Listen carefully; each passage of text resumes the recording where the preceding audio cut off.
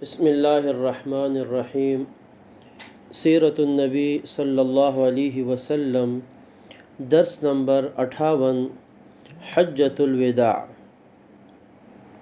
آج کے درس میں رسول اللہ صلی اللہ علیہ وسلم کے حجۃ الوداع سے متعلق ابتدائی باتیں ذکر کرنی ہیں۔ نبی اکرم صلی اللہ علیہ وسلم پر جب سورہ نصر نازل ہوئی سن 10 ہجری میں، اذا جاء نصر اللہ والفتح، کہ جس کا ترجمہ ہے جب اللہ کی مدد اور فتح آ گئی اور آپ لوگوں کو دیکھے کہ وہ اللہ کے دین میں فوج در فوج داخل ہو رہے ہیں، تو آپ اپنے رب کی حمد کے ساتھ تسبیح کیجئے اور ان سے بخشش مانگیے، بلا شبہ وہ بہت زیادہ توبہ قبول کرنے والا ہے۔ اس صورت کے نازل ہونے کے بعد نبی اکرم صلی اللہ علیہ وسلم کو معلوم ہو گیا کہ اب اللہ پاک سے ملنے کا وقت قریب آ چکا ہے، رحلت کا زمانہ قریب ہے۔ اس لیے اب ضروری ہے کہ تمام مسلمانوں کے ساتھ مل کر ان کو دین کی مکمل تعلیم دے دیں اور حق کی شہادت دے دیں، اپنا فرض ادا کر لے، اور جو مسلمانوں کو آخری نصیحتیں اور وصیتیں کرنی ہے وہ سب کی سب کر لے، ان سے عہد و پیمان لے لے، اور جاہلیت کے جو کچھ اثرات نشانات باقی ہیں وہ سب کے سب مٹا دے۔ چنانچہ آپ نے حج کا ارادہ فرمایا تاکہ لوگوں کو حج کے مناسک بھی سکھلا دیں، آپ خود حج ادا کریں اور آپ کے ساتھ جو صحابہ ہوں وہ حج ادا کر کے حج کے طریقے کو بھی سیکھ لیں۔ یہ حج گویا کہ ہزاروں وعظ اور ہزاروں درس اور تعلیم کے قائم مقام تھا۔ یہ دراصل ایک چلتا پھرتا مدرسہ تھا، اور جس میں نبی اکرم صلی اللہ علیہ وسلم ہر لمحے تعلیم دیتے رہے، اور آپ کی صحبت اور آپ کی محبت اور شفقت اور آپ کی تربیت و نگرانی اور رہنمائی کا ابر رحمت تھا۔ چنانچہ رسول اللہ صلی اللہ علیہ وسلم نے اعلان فرمایا کہ میں حج پہ جا رہا ہوں ذی قعدہ سن 10 ہجری میں، اور لوگوں سے صحابہ کرام سے کہا کہ آپ بھی تیاری کریں کہ ہمارے ساتھ حج کو ادا کریں۔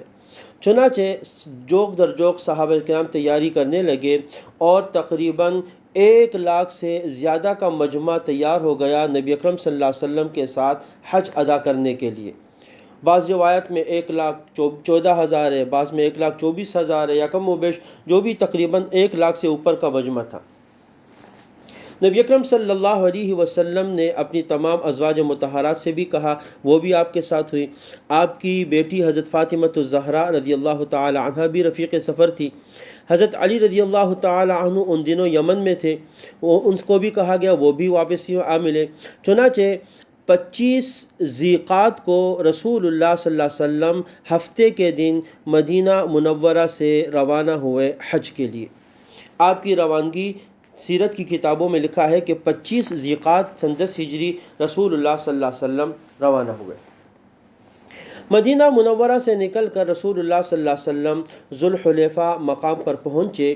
یہ مدینے والوں کا میقات ہے، اس کو بیر علی بھی کہا جاتا ہے، ذوالحلیفہ بھی کہا جاتا ہے۔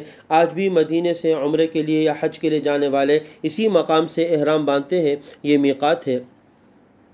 نبی اکرم صلی اللہ علیہ وسلم جب یہاں پر پہنچے تو آپ نے رات کا قیام کیا، 5 نمازیں پڑھی، اور اگلے دن رسول اللہ صلی اللہ علیہ وسلم نے احرام باندھا غسل کر کے۔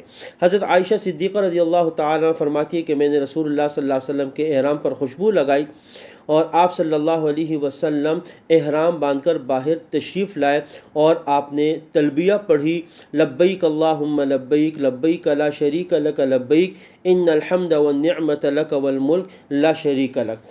جب آپ نے صحابہ کرام کو بھی اس کا کہا، صحابہ کرام بھی بلند آواز سے تلبیہ پڑھنے لگے، اور پورا علاقہ ذوالحلیفہ کا لبیک کی صداؤں سے گونج اٹھا۔ نبی اکرم صلی اللہ علیہ وسلم نے یہاں پر جو احرام باندھا تو سیرت کی کتابوں میں لکھا ہوا ہے کہ رسول اللہ صلی اللہ علیہ وسلم نے حج اور عمرے دونوں کا احرام باندھا۔ گویا آپ نے حج قیران کا ارادہ فرمایا۔ حج کے 3 طریقے ہیں، حج افراد ہے، تمتع ہے اور قیران ہے۔ رسول اللہ صلی اللہ علیہ وسلم نے کہا کہ جو اپنے ساتھ جانور لے جا رہا ہے، یعنی حج میں جو قربانی ہوتی ہے اور وہ وہاں پر اس کو کرے گا تو وہ حج قیران کی نیت کر لے، کیونکہ وہ احرام نہیں کھول سکتا۔ اور جس کے پاس جانور نہیں ہے، ہدی نہیں ہے، تو وہ صرف عمرے کی نیت کر لے اور وہاں عمرے کے بعد وہ اپنے احرام کو کھول دے اور پھر دوبارہ وہ احرام باندھ لے۔ چنانچہ خود رسول اللہ صلی اللہ علیہ وسلم کے بارے میں آتا ہے کہ آپ نے حج اور عمرے دونوں کا احرام باندھا اور لبیک پڑھی، باہر تشریف لائے، اور پھر آپ قصوہ جو آپ کی اونٹنی ہے اس کے اوپر رسول اللہ صلی اللہ علیہ وسلم سوار ہو گئے اور آپ آگے مکہ کی طرف آپ نے سفر کو شروع کیا۔ رسول اللہ صلی اللہ علیہ وسلم جب مقام شریف پر پہنچے، آپ کے ساتھ ازواج مطہرات بھی تھی، حضرت عائشہ رضی اللہ تعالی عنہ بھی تھی۔ تو حضرت عائشہ رضی اللہ تعالی عنہ کو ماہواری شروع ہو گئی، جس کو حیض کہا جاتا ہے، پیریڈ سٹارٹ ہو گئے۔ تو حضرت عائشہ رضی اللہ تعالی عنہ وہاں پر آپ نے قیام کیا تھا تو رونے لگی۔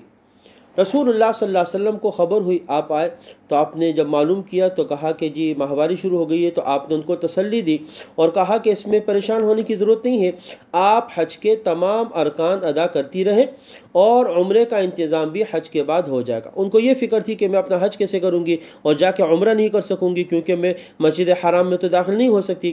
تو آپ صلی اللہ علیہ وسلم نے فرمایا تم حج کے بقیہ تمام ارکان ادا کر لو، جب تم پاک ہو جاؤ گی تو اپنا طواف زیارت بھی کر لو گی حج کا، اور اس کے بعد حج کے بعد تمہارا عمرہ بھی ادا ہو جائے گا، اس کا بھی انتظام ہو جائے گا۔ نبی اکرم صلی اللہ علیہ وسلم مختلف مقامات پر قیام کرتے کرتے آپ صلی اللہ علیہ وسلم مکہ مکرمہ پہنچے 4 ذی الحجہ کو۔ 4 ذی الحجہ کو اتوار کے دن چاش کے وقت رسول اللہ صلی اللہ علیہ وسلم مکہ مکرمہ میں پہنچے، اور رسول اللہ صلی اللہ علیہ وسلم آپ کے بارے میں آتا ہے کہ آپ مسجد حرام میں جو باب السلام ہے، باب السلام کی طرف سے رسول اللہ صلی اللہ علیہ وسلم مسجد حرام میں داخل ہوئے۔ نبی اکرم صلی اللہ علیہ وسلم نے پہلے اپنا طواف مکمل کیا، ابتدائی 3 چکروں میں آپ نے رمل کیا۔ رسول اللہ صلی اللہ علیہ وسلم نے اپنا داہنا کندھا کھولا ہوا تھا، بڑھانا تھا، اور مقام ابراہیم پر پھر طواف مکمل ہونے کے بعد آپ نے نماز پڑھی، زمزم کا پانی پیا، اور اس کے بعد صفا مروہ پر گئے اور آپ نے سعی کی۔ رسول اللہ صلی اللہ علیہ وسلم چونکہ اپنے ساتھ جانور لے کر آئے تھے تو آپ نے اپنا احرام نہیں کھولا، بقیہ جو دن تھے آپ اسی احرام میں حالت کے رہے حج تک۔ اور جو صحابہ اپنے ساتھ جانور نہیں لے کر آئے تھے تو ان سے آپ نے کہا کہ تم اپنا احرام کھول لو، اور اس کے بعد وہ حلال ہو گئے اور اپنے عام لباس کے اندر وہ آ گئے۔ اس کے بعد رسول اللہ صلی اللہ علیہ وسلم نے بقیہ دن وہاں پر قیام کیا مکہ مکرمہ میں، اور 8 تاریخ سے پھر جو حج کا سفر ہے اس کا آغاز ہوتا ہے۔ رسول اللہ صلی اللہ علیہ وسلم نے حج کے افعال اور مناسک شروع کیے۔ انشاءاللہ تعالی اگلے درس میں حج کے مناسک کا ذکر ہوگا۔ وآخر دعوانا ان الحمد للہ رب العالمین۔